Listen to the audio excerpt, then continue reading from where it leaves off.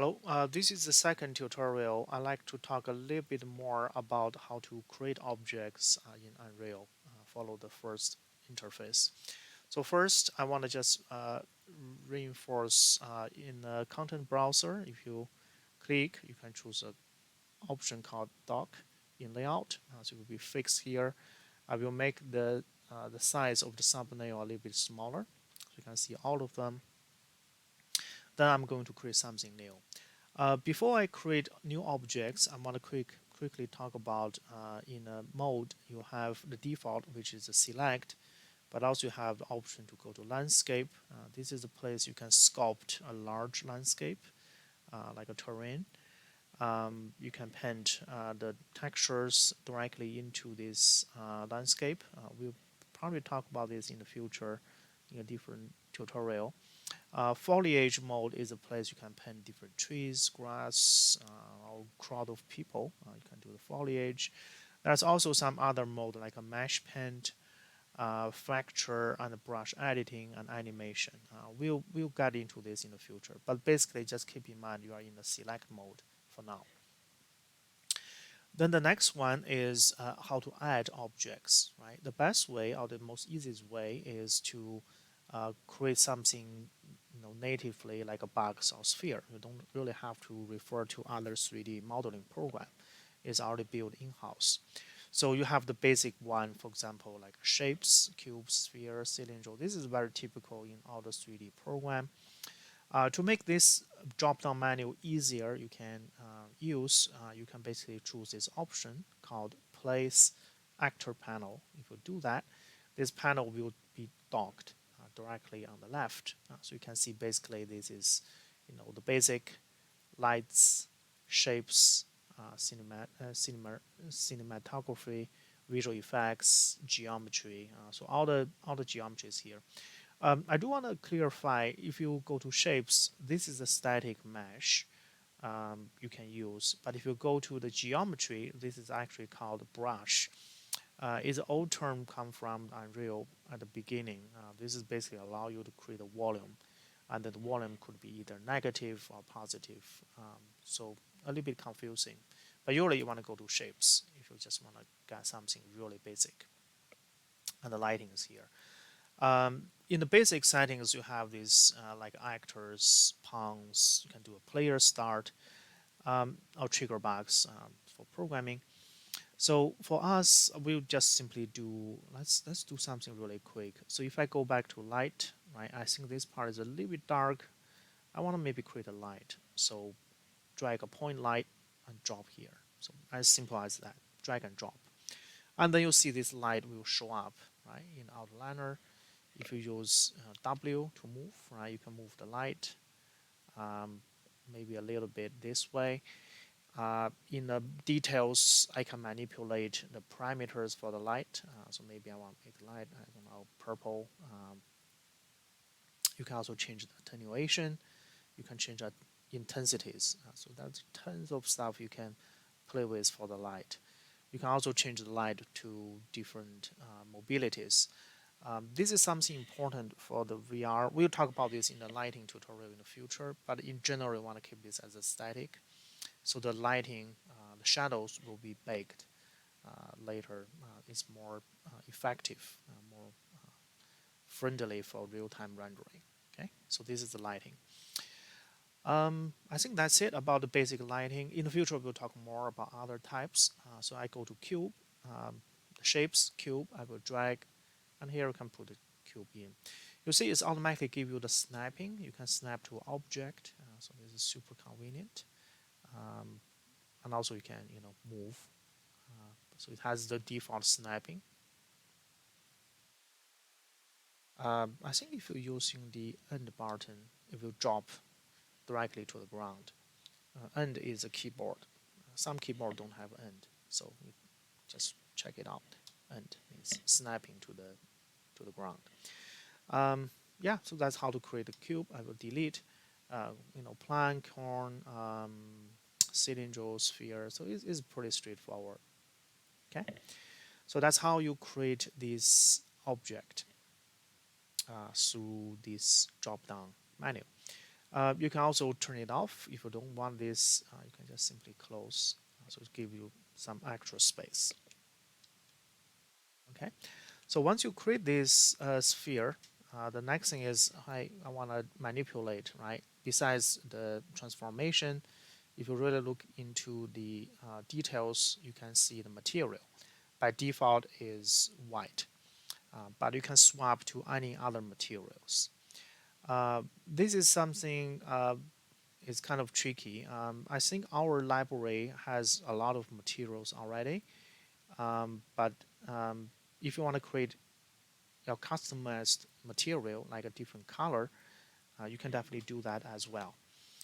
I will probably do another tutorial just talk about shaders materials.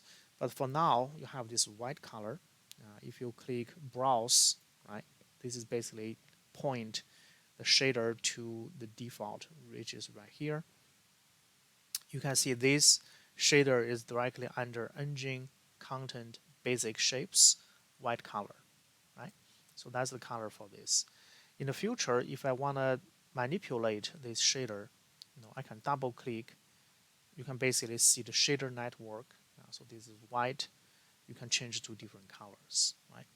However, for now, I don't want to, remove or change the basic shader. So what I will do is right click. I can duplicate. So you don't want to create um, something from new. You can duplicate. So this is one option. You can also create a material instance. So there are two options here. So let me just duplicate first. So I will call this TM, I don't know, this kind of red color. Right? You can use any name you like. So now you have this new shader being prepared for you, uh, and which is right here. You also see this as a star shape. This means this shader is not being saved yet. So if you click Save All, will ask you, do you want to save it? Yes. Okay, so saved this. So that's directly under the basic shapes, TM red. Okay, so double click. I do want to change the white color to red. So this is one way. Click OK. You can create this basic shader. In the future, we will talk about other settings. To apply this, would you like to apply the changes? Yes. So to apply this, let me see. Well, to this sphere, you can just simply drag and drop, right? So that will be the way to populate directly into the object setting. The same thing if you want to populate, using the right color to the box, you can either drag it here, or I think you can drag it to the box as well. So drag and drop. You can also do is click the box. If you have this red material selected, you can choose this use current selection, right? Use a selected asset from content browser. So if you click, this load is automatically loaded too. So now we have three red color boxes and sphere. Okay, save all. If you play, you should be able to see these are all red. Okay, pretty cool. All right, so we have these basic objects. That's how you add this in from the default, right? Shapes. Another way you can add objects in is import the content, or you can get from the Quixel Bridge. This is something probably I would not encourage for VR because lots of objects here is a super high poly. But let's take a quick look. Quixel Bridge. So if you run this, you basically can log in to the Epic user account. Then you should have a large collection of 3D asset available for you. You can download. So for example, I want to download buildings or furnitures. This is a place you can search.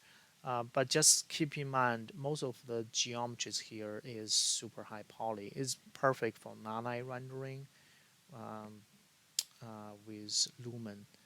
But sometimes there's gonna be a problem when you run this in VR. Okay, so I will leave that to you. You have to set up account, log in, then you are able to add this directly into the content browser. in Unreal. It's a super cool, large collection of things you can do. Okay, so I will leave that to you guys. So that's in add Quixel Bridge. For us, you can also add directly from the content. So here, if you import content, right, and you have the option to actually, sorry, I should do this way. Add directly here, import from the feature of content pack. I want to talk about this one first. This is also sort of similar like the Quixel Bridge, but everything here is from Unreal default template. So if you add feature, right, you have this option to add blueprint. I already did for the first person and third person. That's the reason you have the game mode you can switch to. But in the content, you can also add a starter content. I'm not sure if I have this or not. Let me check. Maybe I already have. I don't want to double import. Oh, no, I don't. Okay, so let's go ahead, add it. Add, right? So I go to um, the feature content pack, go to the content. I will add starter content. This includes a bunch of shaders and objects. So once it's done, you can close. So see, there's a bunch of new shaders has been added in.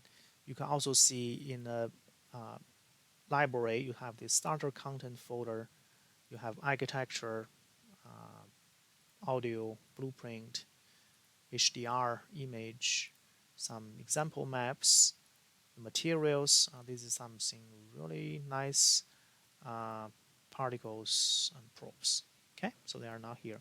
I do want to mention the material here is not necessarily good for VR, just because the complexity of this shader is not really designed ideally for the mobile VR. So there's a reflections, there's a lot of parameters being computed. So in fact, I would not really recommend to use these materials, although they looks really nice. Okay? If you really double click, look into these shaders, they're super complicated, right? This need time to compute. Compared to the right one we just created, double click, that's only in 3 nodes. See the difference. In the future, if you really look into this shader, this is actually come from the default VR template. If you double click, right, you see this one is a children of a master shader. It is called a parent shader. If you double click, it's not complicated at all. It only has 3 nodes. Okay, so I would recommend using the simple shaders if you can. Don't do something super complicated. Again, I will do a separate tutorial just talk about the shaders. In my opinion, if you can stay with the default VR template shader, which is here, if you browse, these shaders are super cheap in terms of rendering.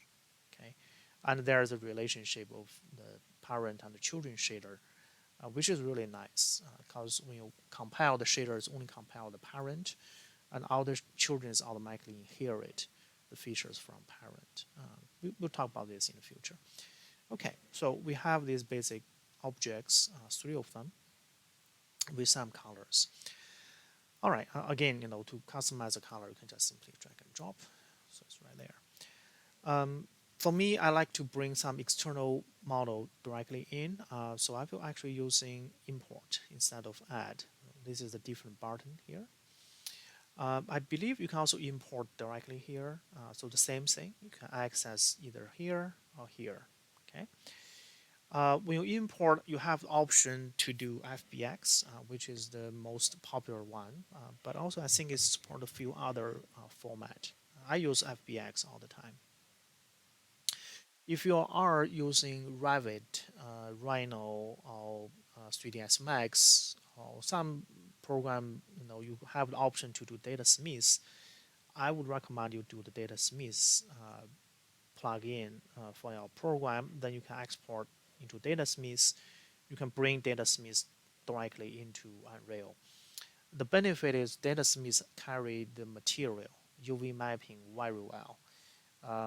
It also include information like metadata, lighting information. So this is ideal if you want to, directly transfer those data into Unreal. But if you don't really care about those metadata or material or lighting, you just want to bring a pure simple geometry, then I would use import content with FBX. This is much easier compared to DataSmith. Okay. To do that DataSmith import, you just Google DataSmith in Unreal. You can find tons of tutorials how to do it. Maybe I will cover in a different video. But now let's just simply do import FBX file. So I'm going to bring a geometry into Unreal. So I will just using this simple Rhino model to bring in. The material is actually doesn't matter. It could be just a solid color, whatever it is. So I'm ready to bring in into this environment, maybe as a sculpture, right? It could be a decorative thing on the wall or on the table. Yep, so I'm going to transfer this in. For any project, when you bring in an external file, you should be cautious about the complexity of your model. So for example, if I look at this one, I think in Rhino, really depends on the program. You can use Max or Maya or Blender. Just be cautious about the number of polygons. In this case, if I check my details, I can see this object has a certain number of faces, 35,000 faces. So it's a relatively large number with 142K vertices. So this is actually a super high poly for a tiny sculpture, right? So in this case, you need to make a decision how to optimize your model. Usually, I will do is reduce mesh. This is the in Rhino is pretty common. I will reduce this to, I don't know, maybe 20K. I can do reduce to 50% just to try to reduce the amount of details. So if you know this model gonna be small, right, like a sculpture. So now you have this new version, which is detail, right, is half, right, 30K. But if this model is gonna be an entire building, it's huge in terms of the scale, then you don't want to lose too much details, right? So it's a kind of balance you have to make. The second thing very important is when you transfer the model, you should be aware of the 0, 0 in your thing, because when you transfer in, the Unreal is trying to anchor the point, the 0, 0 relevant to your objects. So if this object is super far away from 0, 0, you don't really see it. It's kind of floating in the air or miles away from your origin. So just make sure it's close to 0, 0. Also depends on the program. See, for me, I can just simply move, right? And then I click this point that type 0, 0, 0. So this guarantee this is moved to 0, 0, 0. Okay, it's right here. It's a little bit below the ground, so I will just move up above the ground. Okay, so this will be my geometry. Another thing I like to cover really quick is the UV mapping. If you do in the future want to apply textures like a brick pattern or carpet to whatever, you want to have a UV mapping. Again, this is really depends on each program. In Rhino, I can just simply go to the mapping tools, and I can go ahead create the box mapping. This is actually the easiest one. You can apply a box mapping. Then I can drag a gizmo to define the bounding box for that box mapping. Okay, so just make sure you click yes to click enter to finish. Right. So this guy will have a box mapping. Actually, I did twice, but that's okay. All right, just make sure it has a UV mapping. All right, then I'm going to export. One more thing, just make sure you are exporting into centimeter. So that's the default unit in Unreal. in whatever program, just make sure you set up everything as centimeter. I already did for Rhino. You can also do, measure the distance. Just make sure, from here to here. So tell me is 1,800 centimeters. So I know that's actually pretty big, but that's okay. We can always scale down in Unreal. Okay, so the scale is actually like 18 meters, but that's okay. So I'm going to export. Is already. I will just export selected. I will give this name as FBX in the motion builder. Right. I will just give this name as a sculpture one. Okay. Mesh only Lambert. Okay. Yeah, that's it. So we have this in FBX. Then back to Unreal. Let's define a folder. So I will put this into the TM folder. Here I will choose import, right? Import. Then I will find this FBX. Where is it? FBX. Oh, here, sculpture one, open, right? In this window, you basically just choose import all because you are not really care about the skeleton. It's not an animation, animated character. So import all.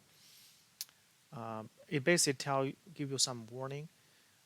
If you see the warning is yellow, it basically is don't worry about it. It just have something not convention in Unreal. But you have this default geometry and default shader all come in. So let's save all. You're done. As simple as that. If you double click the sculpture, you see the sculpture is coming in, right, as it should be. The number of faces, right, is exactly the same as Rhino. So to use it in your level, you can just simply drag and drop. Because this one is pretty big, you do want to actually change the scale. So here, the scale, I want to do 0.1 probably. So I will log XYZ together. I will type 0.1, right? So that is, if you double click the sculpture, it's right there. And I will put it on the desk. I think it's still a little bit too large. So maybe 0.05. Yeah, that's better. Then I will move up. Okay, so that is the sculpture looks like. It also said, hey, you need to rebuild the lighting because we have new objects. We'll worry about this later. And this shader, if I double click, this is actually come from Rhino. It's super simple. I'm happy with it. But in the future, if you want to manipulate reflections, roughness, I can show you really quick. If you're holding one and left click, you can create a one vector parameter to it. Then you can connect to it. Then I will give the metallic as maybe 0.5. Right, so it has a little bit shininess to it. If you're holding one again, left click, create another parameter. I don't know, maybe to the specular, which is the highlight area. I would give this to 0.52. Right, so it's more like a very shiny metal. Save it. Right. So now, if I look at the model, it should be a little bit like a metal now. Okay. So if I play, yeah, you'll see this sculpture on the table. Really nice. Right. And sometimes you'll see this red text called lighting needs to be rebuilt. 22 unbuilt objects. Is because each time you bring a new objects in, Unreal is trying to rebuild the lighting, so it can optimize the performance. It's very easy to do that. You can go to the build menu. By the way, we didn't cover too much about these menus on the top. We'll get into this in the future. So here you can build the lighting. I will build with a medium quality. Then I will build the lights. Okay. What happened is Unreal will compute the shadows and lightings, in this environment, and try to embed this shadow lighting information into the UV of objects. So when you do the rendering in real time, the lighting is not really computed in real time; it's pre-computed through this baking process. So yeah, that's the baking is done. You do see, because I'm using the very low quality, the shadow looks a little bit rough. This object looks pretty black. That's interesting. I think maybe it's because the UV mapping is on the normal direction, should be reversed. So let me check really quick. Save all. Um, let's just get rid of this. I'll just keep this as a clay plastic type of shader. Right, drag it there. Why is black? Interesting. Well, we'll figure out this in the future. Let me just drag different objects. So let me change this for now to a different shader, just to test.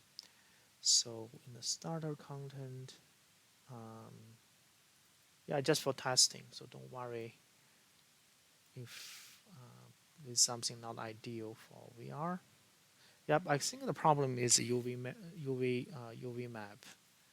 So here, double click UV. Have this is the 2 UV map.